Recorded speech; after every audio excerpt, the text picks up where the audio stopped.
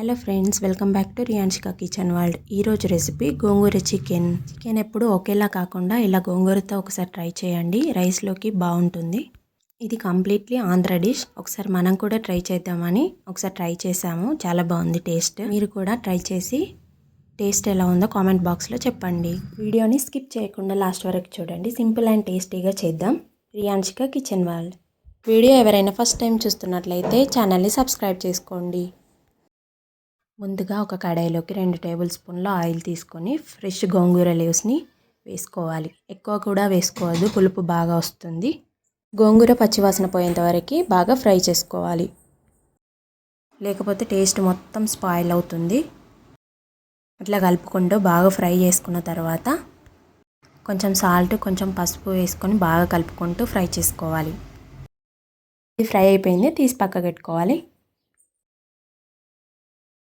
Next process, ఒక మందంగా ఉన్న కడాయి తీసుకొని అందులో 4 టేబుల్ స్పూన్ల ఆయిల్ తీసుకోవాలి. ఆయిల్ హీట్ అయిన తర్వాత బగారాకు, చెక్క, లవంగం, ఇలాచి, మిరియాలు, మీ దగ్గర ఏ స్పైసెస్ అవైలబుల్ ఉంటే అవన్నీ వేసుకోవాలి. సాజీర కూడా వేసుకోండి, టేస్ట్ బాగుంటుంది.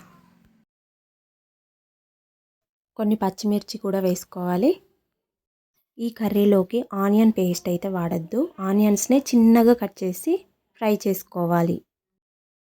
ఆనియన్స్ గోల్డెన్ బ్రౌన్ కలర్ వచ్చే వరకు ఫ్రై చేసుకొని రుచికి సరిపడా సాల్ట్, పసుపు, కసూరి మేతి వేసుకొని కలుపుకోవాలి. ఇప్పుడు అల్లం వెల్లుల్లి పేస్ట్ కూడా వేసుకోవాలి. ఎప్పుడైనా ఏ కర్రీ అయినా ఆనియన్స్ ఫ్రై అయిన తర్వాతనే అల్లం వెల్లుల్లి పేస్ట్ వేయాలి, లేదంటే అల్లం వెల్లుల్లి పేస్ట్ మాడిపోతుంది.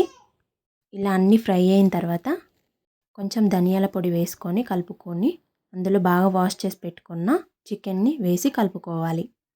మందం కడాయి తీసుకున్నాం కాబట్టి ఎక్కువగా మాడిపోకుండా ఉంటుంది. అయినా కూడా బాగా కలుపుకుంటూ ఉండాలి. ఇప్పుడు కొంచెం ఫ్రై అయిన తర్వాత ఎండు కొబ్బరి పొడి వేసుకోవాలి. అలాగే ఇంతకుముందు మనం ఫ్రై చేసి పెట్టుకున్న గోంగూరని గ్రైండర్లో వేసి పేస్ట్ చేసుకోవాలి. చికెన్ ఇలా 50% ఫ్రై అయిన తర్వాత చికెన్ మసాలా, జీలకర్ర పొడి వేసి బాగా ఫ్రై చేసుకోవాలి. ఒకసారి కలుపుకున్న తర్వాత గ్రైండ్ చేసి పెట్టుకున్న గోంగూర పేస్ట్ని వేసి కలుపుకోవాలి. గోంగూర వేసిన తర్వాత కంటిన్యూస్గా కలుపుకుంటూ ఉండాలి. వీడియో ఎవరైనా ఫస్ట్ టైం చూస్తున్నట్లయితే ఛానల్ని సబ్స్క్రైబ్ చేసుకోండి. కొన్ని వాటర్ వేసి అలాగే కొంచెం కొత్తిమీర ఆకు వేసి మరొకసారి కలుపుకోవాలి.